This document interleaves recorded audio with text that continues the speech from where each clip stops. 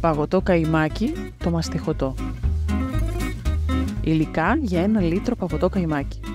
500 ml φρέσκο γάλα πλήρες, κατσικίσιο ή αγελαδινό ή βουβαλίσιο. 500 ml κρέμα γάλακτος πλήρη ή καϊμάκι.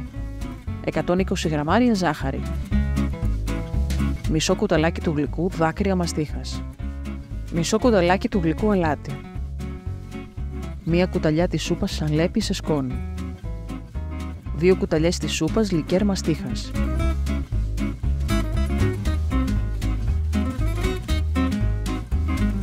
Ξεκινάμε με τη μαστίχα. Σε ένα μικρό βουδί ρίχνουμε τη μαστίχα και 1 κουταλιά της σούπας από τη ζάχαρη.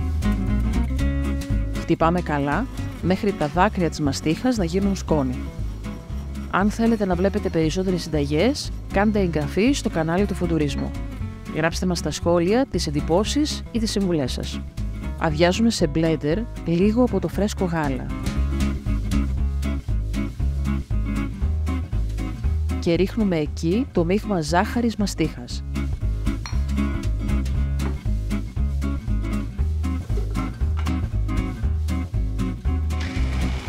Χτυπάμε για 1 λεπτό.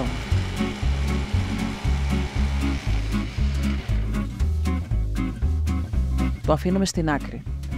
Σε ένα μικρό μπολ ρίχνουμε λίγο ακόμη από το γάλα και μέσα διαλύουμε το σαλέπι.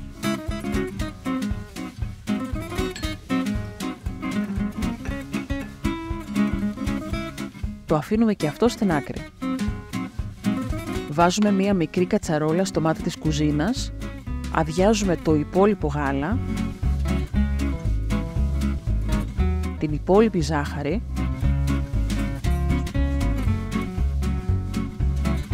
το μείγμα της μαστίχας,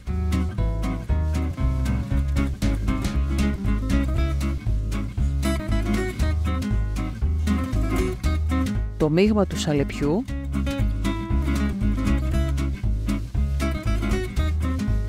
την κρέμα γάλακτος,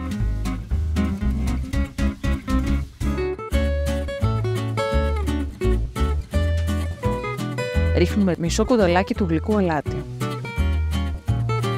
και αρχίζουμε να ανακατεύουμε. Η ένταση της φωτιάς πρέπει να είναι χαμηλή. Το βράσιμο του μείγματος διαρκεί έως 20 λεπτά.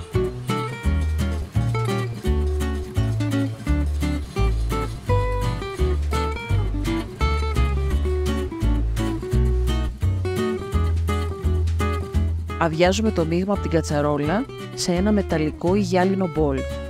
Το αφήνουμε λίγο να κρυώσει. Όταν κρυώσει εντελώς, το βάζουμε στο ψυγείο για τουλάχιστον 6 ώρες.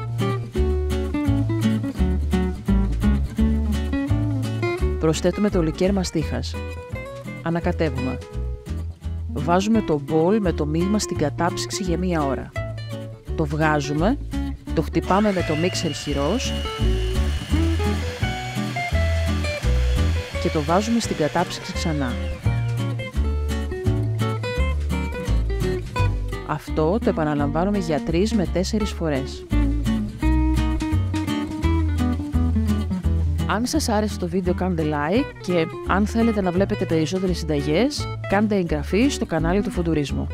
Γράψτε μας στα σχόλια τις εντυπώσεις ή τις συμβουλές σας.